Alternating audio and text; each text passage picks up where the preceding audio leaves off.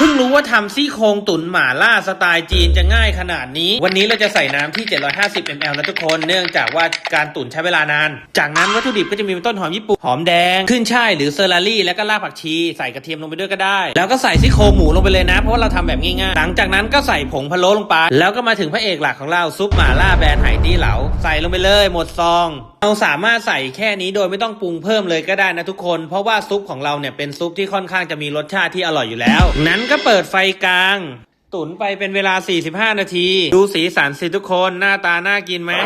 เดี๋ยวตักเนื้อให้ดูว่าเนื้อมันเปื่อยยุ่ยนุ่มขนาดไหนลองดูแล้วก็ตกแต่งด้วยถั่วกรอบนะแล้วก็จะมีเป็นผักชีต้นหอมซอยใส่ลงไปเสร็จเป็นไงง่ายไหมใช้วัตถุดิบแค่ไม่กี่อย่างเองถ้าอยากอร่อยแบบเราบ้างกดสั่งซื้อได้ที่ตะกร้าหน้าช่องได้เลยนะ各位老板